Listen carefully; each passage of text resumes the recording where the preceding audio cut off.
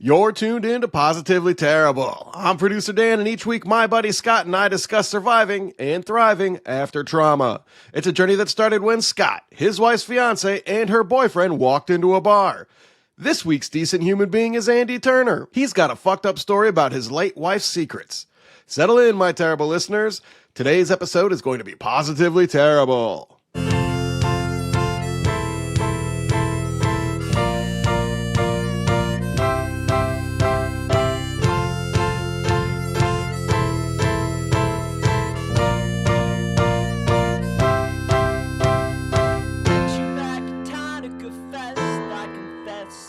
Nervous and stressed because I thought you were the best. I was right.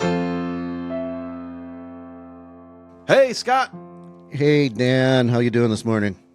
Man, I'm a little rattled. We've had some technical difficulties, but my head's in the game now, and I'm feeling pretty good about where we're headed. I hope it is. It's been an unusually difficult morning. How many links did you send us to get into the recording studio today?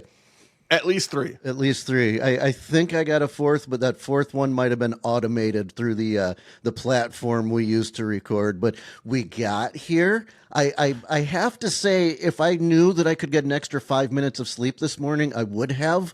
It was a bit of a late night last night. Nothing fun.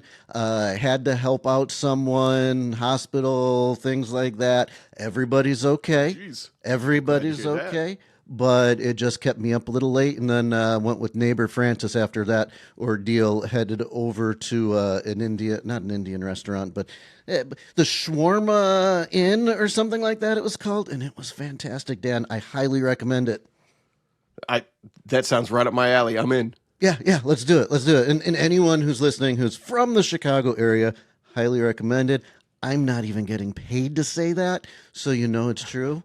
But anyway, we have got Andy here today to tell us a bit of a wild story, and I hate to even use that word because it's traumatic and all of those other words. But yeah, Andy, how you doing today? Welcome to the show.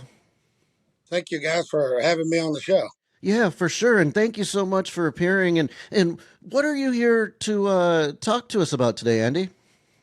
Well, the reason I'm here, I've recently turned out a book titled "Who Turned Up the Silence," and what that's based on is live just a normal, quiet life. I'm just a country boy from Cedartown, Georgia, and wake up one day to the sound of a gunshot of my wife committing suicide. And following those events, I find out, not from anything that I ever would have thought or wanted to believe, is that she was living double lives, and had multiple boyfriends. And from that, my children's life and mine got turned completely upside down from what they later on started accusing us of, and basically just changed the direction and course of everything for us. I'm going to pause here more out of just being every time you've mentioned that to me, I'm kind of at a loss for words. And Andy, I'm so sorry you went through that. And we talked before, and I think I told you that there's some parallels to my wife and her secrets. And there have even been times where I've made the joke like that. Had the car accident she'd been in that kind of unfolded everything or unraveled everything been worse, I've made the joke that, that would have been an awkward funeral if her and all her men had shown up, and that's the way I found out. And it sounds like it wasn't exactly that for you, but it sounds like it wasn't far off. And it sounds fucking horrible. The way I found out on mine was I started getting people calling and sending emails, which I didn't believe, but I had the GBI and the local detective sitting down saying, "Hey, do you know anything about this?" And I didn't want to believe it, but when they started showing me the proof, that's when I realized what I thought that I had in that perfect marriage with the picket fence and the 4.2 kids and the dog was not what I thought it was. Yeah, so let's talk about that a little bit. Was your relationship pretty solid? Did you think that it was solid going into this before you found out? Oh, 100%. I would have told you that our marriage was I mean, but we had a show similar to yours that was called Couples and Coffee, where we was giving couples advice. Oh, really? Very active in our church. I had no reason to ever doubt my wife. You know, I wasn't one of those people that goes through a telephone, or would go behind. I had no reason to go do that. I would have, told you that she was the most faithful, loving mom and wife there was. That's so kind of just I don't again I don't have the words. I would not have said that about my wife going into everything. So that had to have been just an incredibly devastating. I don't even know the words. But let's go back to and just very quickly. Uh, if you can give us some background, like how long had you been married? How did you meet her? How old were you when you met her?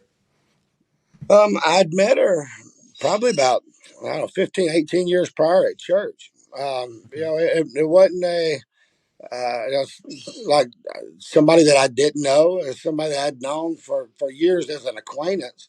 And she and I both went through a divorce, Mm-hmm. and had known each other. And she told me, "Hey, look, we should go have coffee." And she's an absolutely beautiful young lady, and I said, "I'd love to go have coffee." And she's like, "Well, how about now?" And I'm like, "Boys, get in the car." No. And from that moment on, we were never apart. We wound up getting married, shortly after that, and we were together, constantly. And it wound up being a 13-year relationship, marriage, that I absolutely just cherished every moment of it until I found out what it was on the backside. Then wished I never would have been engaged in it. Right, I get that. And you mentioned kids, and you also mentioned that you'd been divorced. So were the children or any of the children yours and hers, or did they come from a prior marriage? I have three boys from a prior marriage, and then I have a daughter that was with Heather now. Okay. And then how long were you married before this happened?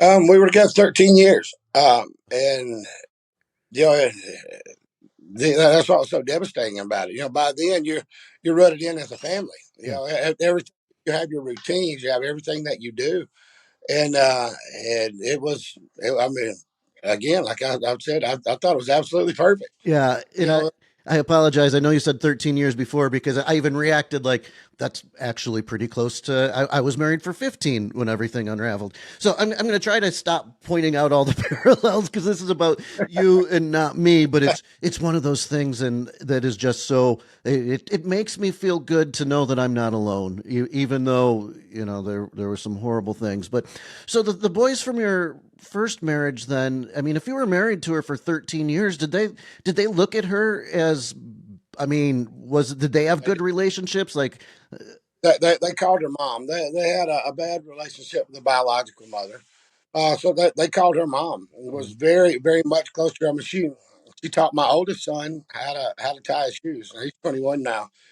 So Heather was very much ingrained in their lives, and was mom to them. mm, So it didn't just, you think it didn't just devastate her biological daughter, it devastated her sons that she was raising, was influenced them as well. yeah. And I've got so many questions about that we'll get to. Um, but you said you woke up to a gunshot. Yeah. Was the day of or the day before, were things normal, or did you think was there something that was off at that time? Well, I'll tell you what she did, and looking back now, I can see some handwriting on the wall. But at the moment, I just thought, I'm the luckiest man in the world. She called me. She says, "Hey, I want to fix you your favorite meal today." Hmm. And again, a country boy. I like biscuits and gravy and salmon patties.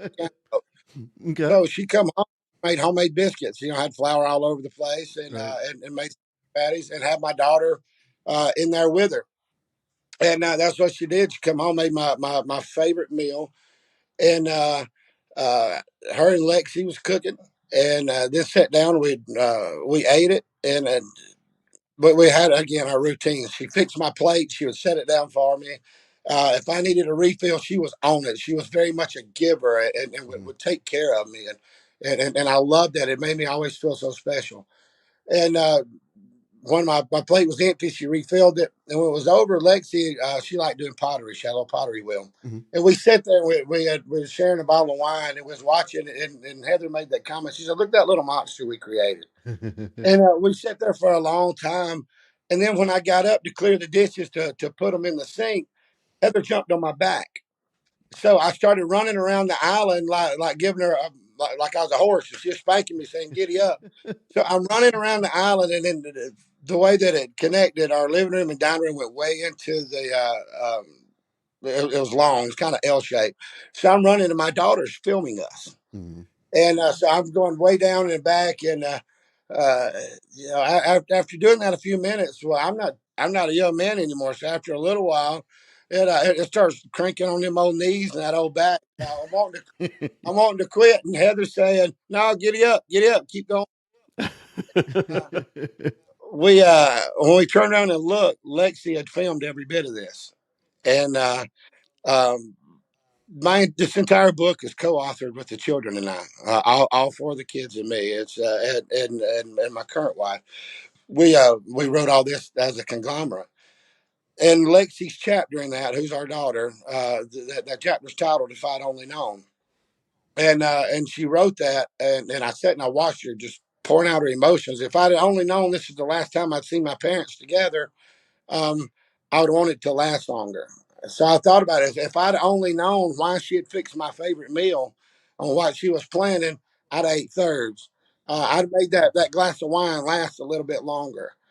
If I would only known that when I woke up the next morning that hell was about to meet me at the door, I would have gave that horsey ride a little bit longer. I wasn't worried about that back hurting or those knees.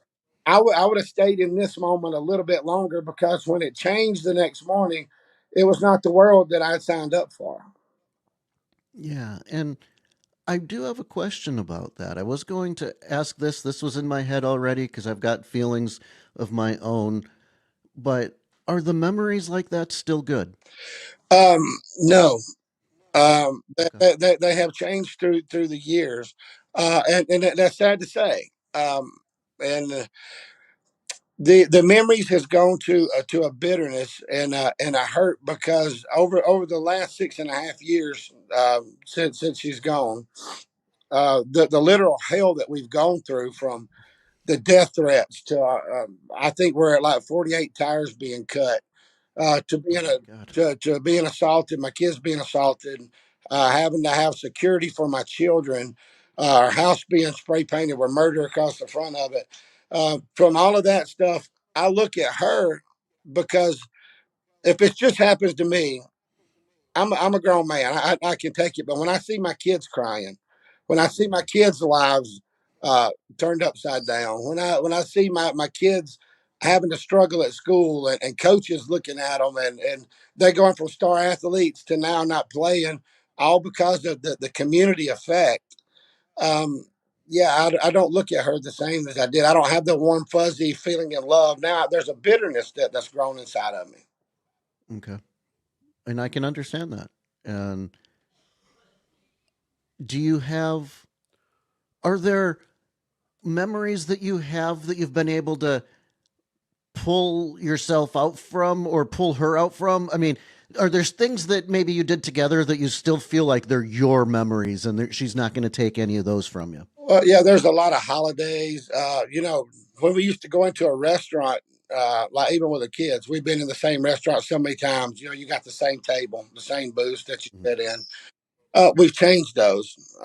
We've sold the house. We bought some land. I've remarried. I've moved on with life to find a new norm. Mhm. But when you think back, of course, there's always crossovers, and there's those crossroads. When we were putting up our Christmas tree, we do on the first. There's Halloween and there's Christmas. The very next day. Uh, my daughter had a breakdown this year, Yeah. like just a couple of days ago, and she started crying because Heather was always the life of the party. She had that huge personality. She'd wear an elf outfit that had bells on her feet, and She'd annoy the crap out of you, shaking her feet and singing and playing music. But there was such an energy that she brought. So we're decorating the tree, and it was kind of mundane, and it was quiet. And Lexi's like, it's just not the same. And when I see my daughter crying, that you get that crossover what it was and what it is, and then what we. So I told her, I was like, baby, you need to bring that back. You've got her in you. You go put on them annoying shoes. You dance on them. You need, you know, Andy, I think you should put on the annoying shoes personally. I want to see you. I'm picturing, are they curled, the tips yeah, curled with bells on the end or something? Okay, okay. Yeah, I want to see you wearing those shoes. yeah. That next Christmas, I expect that. I'll send you a video. All right. So I know that I've asked a couple of questions. We're going in that direction, and you gave her the ride around the house, and that was the last normal night Yeah. for. Well, I was going to say for your relationship, but it sounds like probably the last normal night of your life, even. Well, even that night, she kept me up till late, just husband and wife time. I mean, it was like stuff in the movie. She made sure that it was special. So she knew in her mind what she was doing. Now I had no idea that she was fixing my meal and wanted to make sure that I had these memories because of what she was planning ahead. Because her world was crumbling down on her. All the guys had gotten the feels and the things was we're about to find out. She's Yeah. about to lose her job. Because of the men. And Oh wow. so she knew that she was caught. So she wanted to give me that. So that was the last normal day that we had for years. Yeah. So you woke up Yeah, to the sound of a gunshot. I fell asleep and I woke up, and you know what it's like when you wake up. You're not 100% coherent. I feel that way right now. Yeah, I understand. This particular morning, we had a spring loaded like shampoo holder in the shower, Mhm. and I, it would fall down. Sometimes shampoo bottles get knocked off. So I wake up to a noise, and I turn off the bed, and I think, well, she's fell in the shower. She's knocked that over. So I don't have my full senses yet. And then I look, and there's a dark because Lexi had fell asleep on the couch in the living room. It was right adjacent to ours. So I'm going into the bathroom. I'm moving now, and she's moving, and we meet at the door at the same time because we hear the same noise. Uh huh. I turn the doorknob, and when I push the bathroom door open, now Lexi's small, so she's at the counter level, so she sees her mom's feet, but I can see over the counter, and I see the awful part. I see the gun, and I see what I don't want my daughter to see, and my daughter sees her mom's legs, so I grab her and I hug her, and I just fall back on the floor, and I mean it's hitting me. What the noise was not something falling in a shower. It wasn't. The noise was that gun, and it's all just flooding me. And all I could say was, God, no, no. So I picked my daughter up and I carry her and I set her down on the couch. I said, don't get up. Do not get up. And I call my parents, I call 911, and I go back in to then try to start resuscitating her. And nobody should ever see what I saw. Somebody that, I mean, you shouldn't see it from a stranger, somebody you don't know, but somebody that you love, you're married to, that's your best friend. That's a sight your eyes should never see because you cannot see it. Yeah, I can only imagine. And I, when we recorded one episode with my mom, actually, she found her friend in that state, stabs though, and lucky for her, she has erased that memory. She cannot remember exactly what things looked like. And I assume that one of two things happened. You lose it, you don't remember, or it's burned into your brain. And is this something that you still see in your head sometimes? Oh, yeah. I don't think it's something that'll ever leave. For years, I would wake up in the middle of the night screaming no.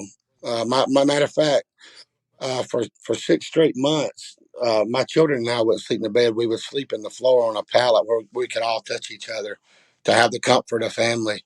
And we would wake up crying, but I would wake up screaming that. And my son, my oldest one, I mean, he's become more of a parent. As soon as I start making noises, he'd shake me to wake me up to get the nightmare out of my head. But I will still dream that even today. And, uh, I hope one day it dissipates. Yeah, I the only words that I want to say over and over are I can't imagine. I can't imagine.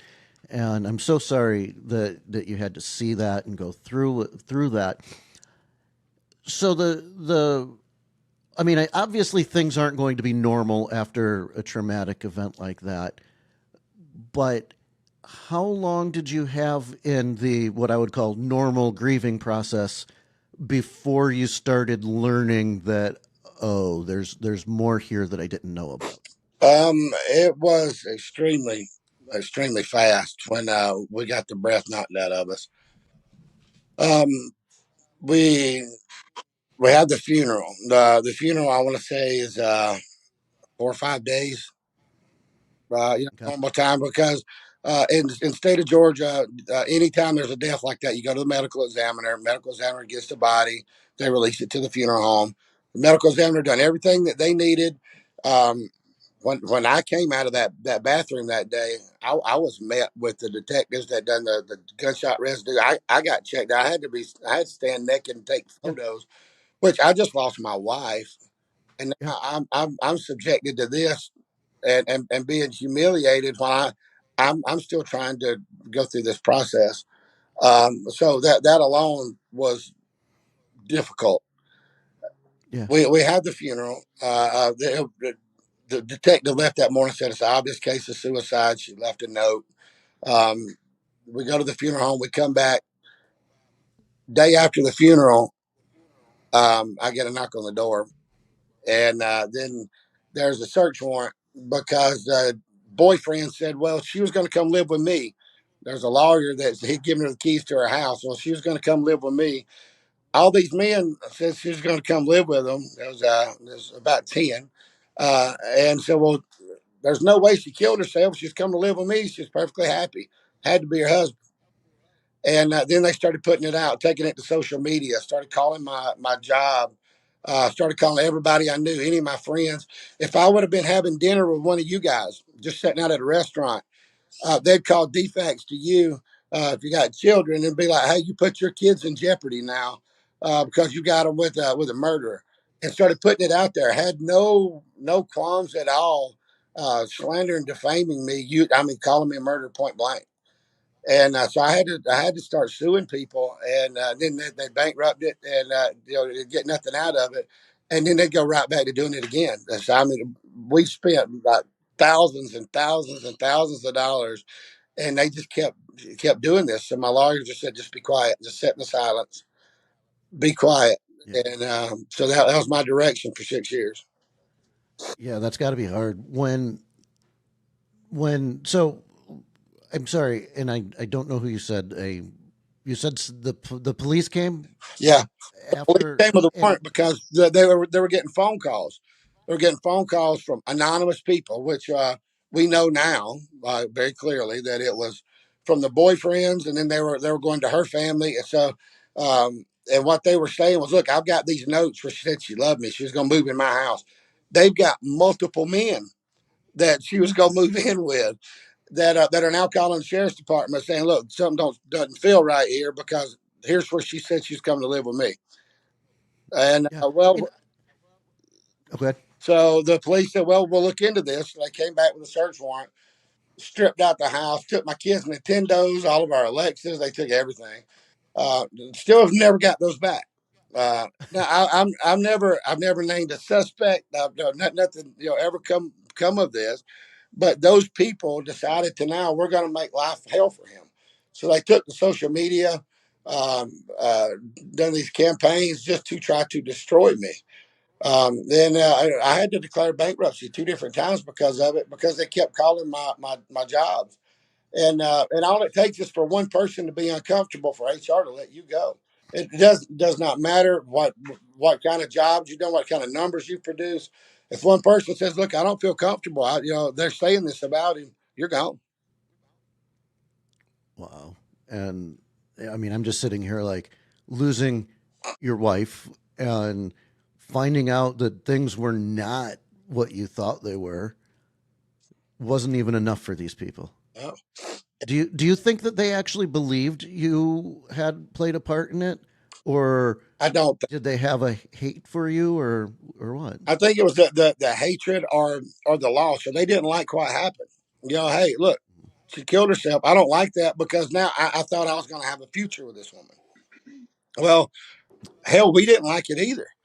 Man, there kids that didn't like it either, and now we're grieving, and now we're finding out this. We're not liking all of it. There may be some that actually thought that.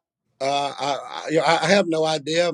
What twisted, what she told people. When a woman's having an affair, she says crazy things. And so what some of them said was that I was an awful husband, that I was mean to her, which that hurts me even more because that wasn't our home. We had a beautiful home. So I think some of them may have believed the stuff that she was telling them because she was getting money from them and empathy. And one guy was going to buy her a car and a house. And so she was playing these guys. The worst part of it for me is when in one day there was over 300 calls into defects because they had set up this website and telling people what to call, and they would start private messaging. And the people's calling defects that never met us, didn't know me, didn't know my wife or my kids, but they're reading a script that now I'm abusing my kids, I'm molesting my kids, I'm not feeding my kids, and defects is going to the schools and pulling my kids out. And defects, that's Child Protective It, Services in it, Georgia. Is that yeah, right? Department of Family and Children Services, what that's. Thank you very much. Yeah. So now they're trying to take my kids. And then I guess one of the biggest blows is when they show up, the police again with court orders, and the men get together and think that they could be my daughter's father. And they served me custody papers, and I've got to go to court to defend this. This was a difficult because I had a smart ass cop to pull up, and he goes, "Well, you're gonna lose your daughter." And I've got me and all the kids are out in the front yard playing frisbee, trying to have a good day. Now, if you just picture, we're just trying to survive. We get in from school, we have some Doritos and some peanut butter sandwiches, and we just go out and just throw in the frisbee, just trying to survive. And then a cop pulls up and he gets down like, "You're gonna lose your daughter." And he says that in front of my kids. And my daughter just falls out crying, like, "Well, who am I going to live with? What's going on?" It gives me these stacks of papers. I'm looking through it, and it's photos of guys with my wife about the same time that they could have fathered my daughter. Well, now I got to go to court. And the judge orders a DNA test. Probably one of the hardest, darkest days outside of that morning of what we've gone through is my daughter and I driving to go get a DNA test. And her asking questions. "Dad, what's going to happen if tomorrow one of these guys is my dad? I don't want to go live with a stranger." And I'm thinking, you're not. You are absolutely not. I don't know who these guys are. I don't know if they're pedophiles. I don't know nothing, but I'm your dad. I raised you. I was the first person to see you come into this world, first person to hold you. I gave you to your mother. You're not going to live with somebody else. I didn't put it in the book, but I mean, I was calling to find out what countries don't extradite. You know, my daughter's not going to. So we go down there. We are crying. I called my pastor. I'm like, anybody that can pray, pray. I don't care what you pray to or who you pray to. Everybody pray. So we go down, man, it's coming a flood, probably one of the worst storms, which ironically, we're going through. The windshield wipers won't even get the water off. My daughter and I was crying her eyes out. We go in, we sit down, and the sweet little lady that's having to swab us, Lexi's in my lap, and she's swabbing both of her jaws, and she's crying, and we're crying. That night, I didn't sleep at all. I mean, absolutely did not sleep. And I'm up. My stomach's tore up. If I drink water, I throw up. Worried about the next morning going to court. We go walking in. I see these guys parading in, and they're smiling and laughing. They slept good last night. They're not worried about a damn thing. And I'm going in there, and I've got my daughter, and I've got my lawyers, and my phone rings, and it's the lady from the DNA, and she says, "No, sir, I'm not supposed to do this. I could get fired, but the courier's on the way up to the courthouse right now to give that paper to the judge. But I just had," she said, "I sat up with you all night last night just praying." And she said, "I need to let you know that you're that baby's daddy." I wanna throw my hands up. I mean, I thought that that's what the answer was, but I want to celebrate right now. Um, that sounds like. I mean, I can't imagine finally getting some good news. Is what it sounds like. Yeah, that And I'm sorry, what was the timeline here? How long was it between her death and this part happening? this right here would have been probably about a year and a half when we're drug into court. But we were constantly bombarded by these people. Yeah, I mean, yeah, court after court after court. And it was, I mean, it was hell. And anybody that I ever tried to go out on a date with to fill that void and that emptiness, if I didn't date them a second time, they would run to these websites. So I created more of a hell for myself too, just trying to stop hurting or be normal. So life was in a vacuum for quite a while. yeah. And I do want to ask you. You said that like the kids changed at school. They might have played sports and then quit. Um, can we talk about them a little bit? I mean, it's not just your daughter. You said that the boys also looked at her as a mother like figure. How are they doing? Um, Going through it this time, they were struggling. I had three easy D1 athletes. My oldest son was being looked at in seventh and eighth grade. Walked away from scholarships to stay with me because of my struggles and the nightmares. Refused to leave. And I feel a lot of guilt and a lot of hurt No, over that. I had to pull the kids out of schools, transfer schools, put them into Christian schools where I could control the defects and the bombardment and the people that was coming in and out. Because the private school is a lot more secure, and they'll call the parent. They don't pull your kid out, question your kids, and then the parents don't even know about it. sure. So yeah, it affected them. My two oldest ones, they're boxers, they're football players, basketball. Uh, all of them just quit walked away from sports because on their teams, the practice, the comments, um, the things that happened, it become more than just playing a sport and having fun. Yeah, so it's a small community, right? It is. And I grew up in a town of under 1,000 people. I mean, there ain't no secrets Right. in a small town, let alone something. I mean, when this is happening, and I'm sure that was there a media presence at all, or was it all social media? Because of the campaign that they took. And I mean, they're paying social media ads, getting it out. They're calling the local news. We woke up in the morning to have our local news affiliates in our face and following us. And then they started doing the shows. We're not saying that it's murder, but we're saying there's questions. And then they start twisting things. When once they get a hold of it, man, they will find any little thing that don't make sense to them, and they will throw it out on social media. Look, don't this look? This looks odd to us. Well, obviously, if the police aren't doing something, they got all the facts. But here you are sitting in your living room, and you got everything figured out. But they will create shit with no knowledge of anything and try to destroy people, and that's what they were doing. Sure. I'm still at a loss, Andy. This has been particularly hard for me because of the parallels, and like I said, it's not about me, but my ex was selling a future to these men. Yeah. She was engaged to one of them. She wore his ring. The other one, they were looking at apartments in North Carolina. And I can only imagine how many others there were. There is no way it was only these two in my 15 years with her. There's flat out no. And I would say that I'm lucky the way that I figured it out. And I tend not to ask questions because I'm never going to get an answer that does anything for me. Even in my head, it's like I don't wonder things because it's too much.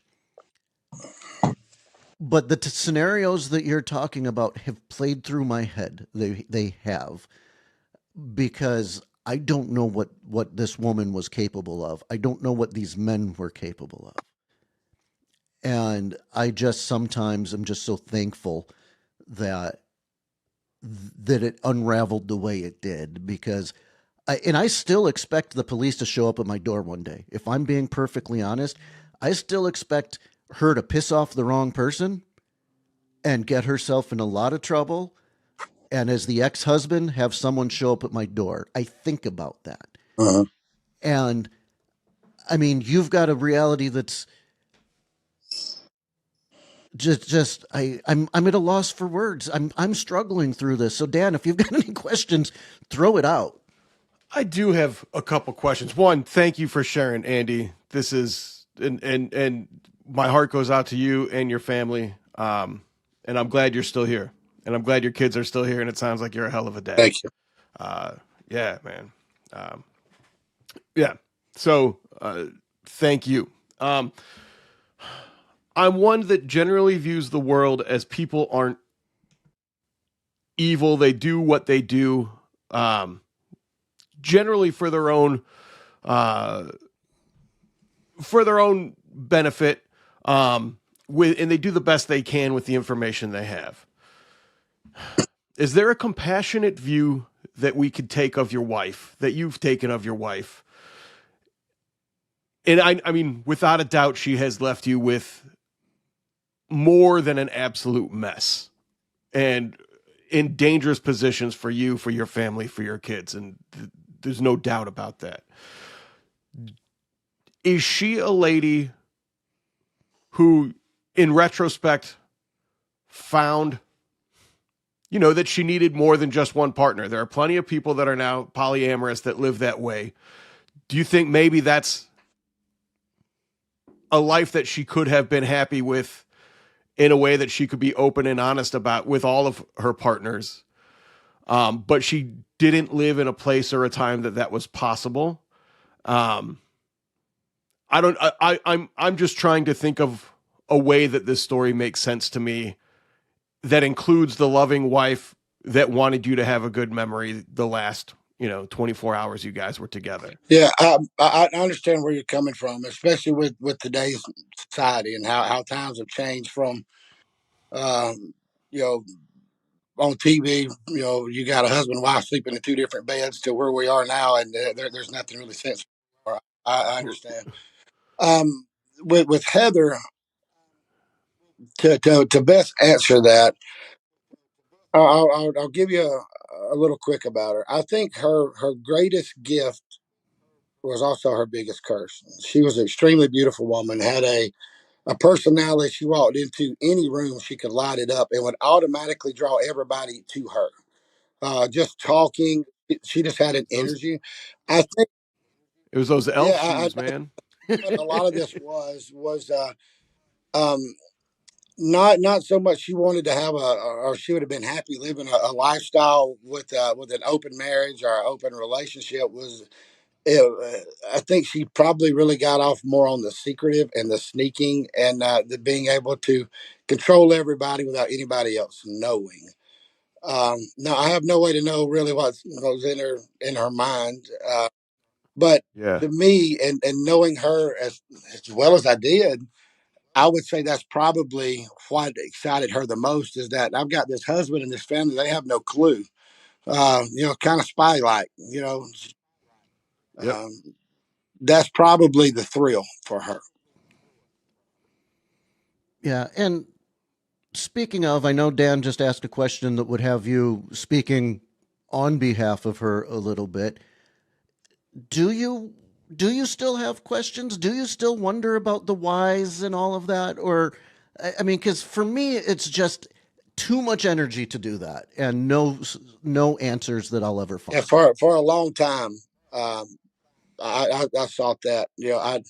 I had no answers at all. When people would say, "Well, why did you do this?" I'm like, "Well, hell, I don't know." It's and then when the websites and the attacks and there were so many come up, they'd say, "Well, people out there felt like they were owed answers." Well, hell, who are you? We don't. You're not owed anything. This is our family. We don't owe you a thing. But I also didn't have my answers either. Neither did the children. And for a long time, I did seek it. I was trying to find out, what was happening. Now I'm not. Now I just want to move on and find a state of happiness. Take our family now, and go to a place where this is behind us. I don't know. Maybe you can understand this, Scott. And man, I hate what happened to you, especially the parallels. Um, you know, Thank you. for anybody to feel even remotely what I felt in those darkest days, man, my heart goes out to you. But I just want to get to a place in life. I turned 50 in December, where I can just go, if that makes sense. I just want to have that Yeah. where Yeah. I can just breathe and just release and not feel stressed. And know that my kids are okay, that the family's okay, and just enjoy the latter days of my life. Yeah. And man, you deserve it. How long has it been since all of this happened? I think that was lost on me. Like, what's the timeline? How long have you been recovering Six here? and a half years. 6.5 years. And I mean, you still need that moment to get back to what you'd consider normal or be able to relax or be relieved. But like, where are you at today? I mean, like, do you feel like things are kind of back to normal at this Oh point? no, I don't think we will ever be back to a norm. We're creating a new Sure. norm. But like even now, we still go out to restaurants and get eyed. My kids are still discriminated on in school. People still make comments. It's not like it was, especially since the book came out. We've got a much bigger platform.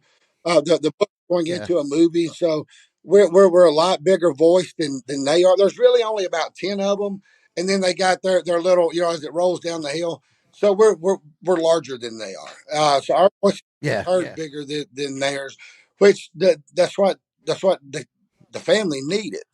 But for so long, we go in and sit down in a Longhorn, and strangers would come up and be like, "Yeah, you're the guy that killed his wife," and I'm having to catch my son for not whoop his ass and in there. So that's Yeah. it's gone from that to now they'll just look at us, or Yeah. they'll avoid us, and which is also hurtful because I've lost 30-year friends through this. So we're creating a very small bubble. We've bought a lot of land out in Cedartown. We're building our farm. Garage dominium is up, about to build a house. I'm gonna put all the kids out there, and we're gonna wall that up. I mean, it may be a David Koresh Davidian type compound, just our family, but everybody else, stay out. We'll live our life happily. All right, I was gonna go more towards a castle, but you want a compound for that some cultists started. But that's okay. No, I know what you mean though. So I would recommend a moat, maybe some alligators inside of it. I think you're on, and you know what? I would recommend this for anyone just to keep people away. I'm an introvert. We have trespassers out there now on our land. It's sad how people still gravitate to this and will hate. So yeah, we need to vote gators and big dogs. Yeah. But so you wrote the book and you said this was a family effort. What?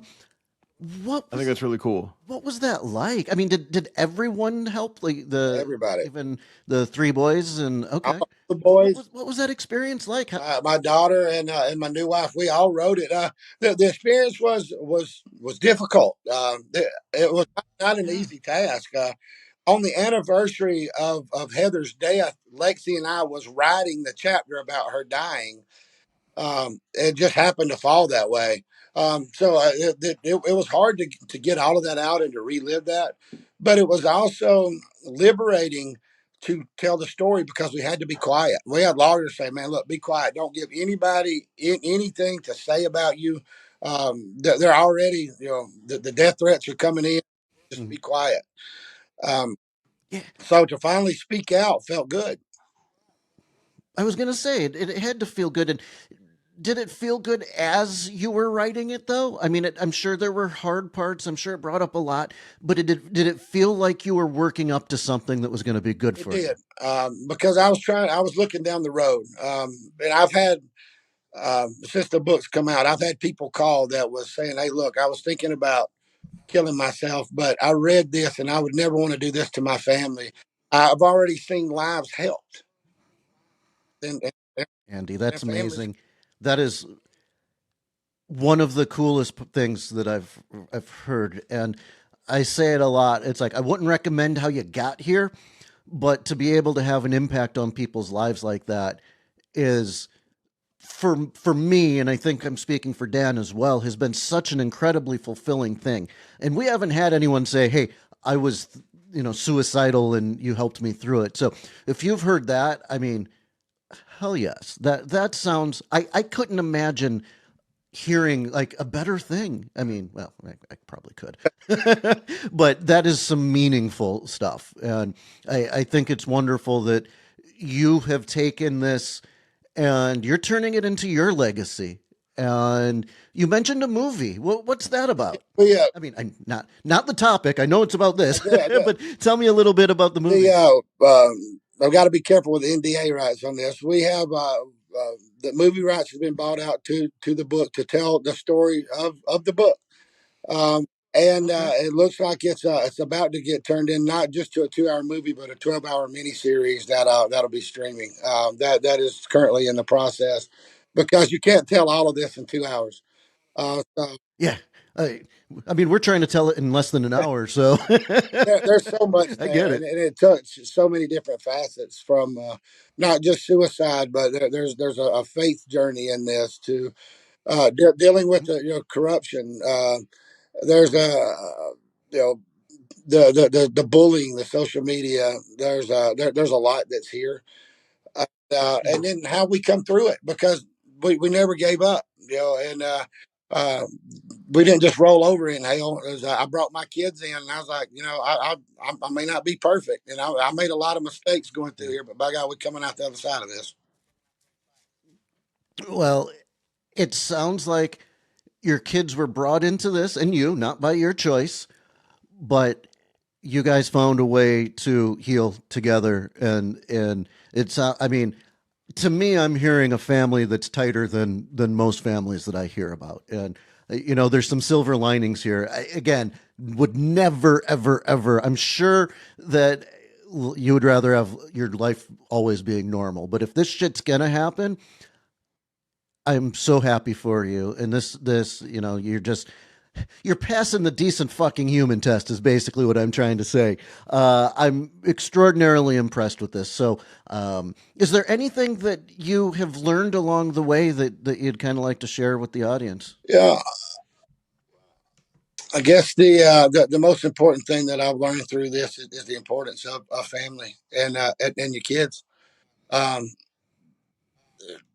I was raised that way, very strict, and people too. Um, when I was going through college, I was told that you may have two good friends in your entire life, and I thought that was crazy because I was surrounded by people my entire life. I always had, I mean, I had a lot of friends until this happened, and then I realized how true that was. Yeah. I've had very few people that showed that they were solid, but the ones that are solid, hold on to them and keep them very close. no matter what, and be that friend. Don't be the friend that runs or that listens, but judge people based on what they show you, not on what you ever hear. That those are great words, and I will say that people disappear from others' lives for a lot less than what you went through, and I can't comprehend it either, and try to keep only the best motherfuckers I can in my life. So Dan right here is one of those people. So I am very thankful for having a few of those friends. Hopefully, I never have to test it the way that you did. But it's kind of incredible the story you just told, and I can't understand why people disappear or aren't there for their friends.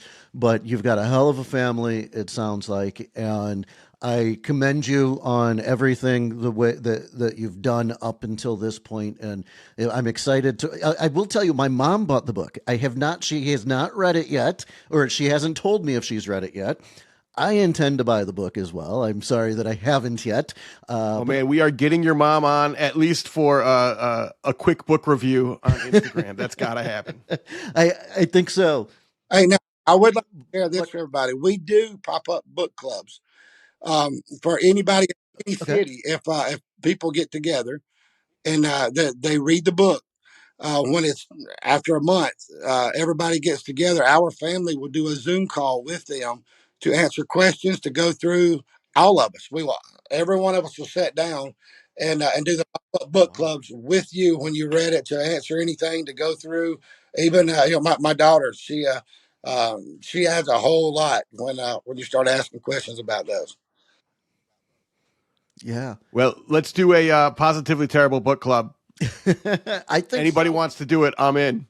Yeah, I'm in. My mom would be in. I know, and I know that we've got other listeners who would be in, and that sounds really fucking cool. So I think we should try to organize this for sure, Dan, and Andy, of course. But Andy, it's been great having you on.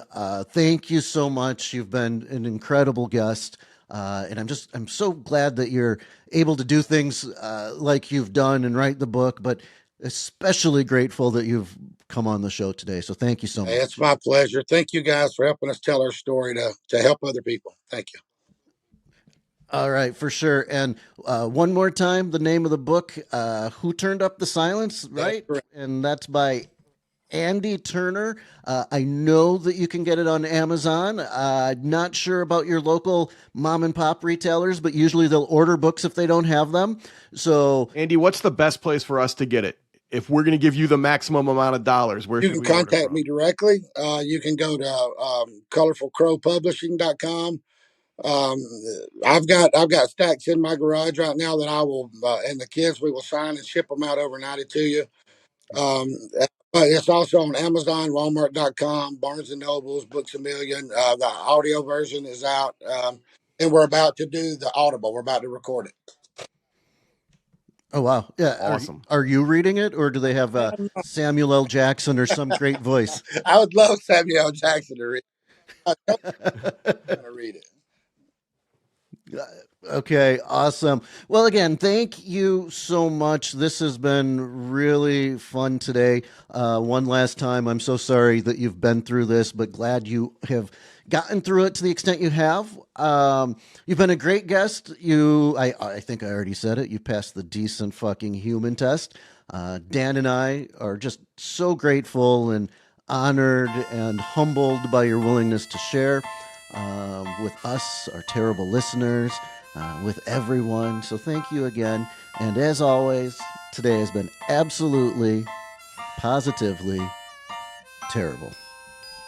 I met you back at Tonic Fest. I confess I was nervous and stressed because I thought you were the best. I was right. And that night we got into a water gun fight that I won. I shot you in the face. It was fate. I offered you a spring. You declined. I said, keep it. You might decide to change your mind. You did.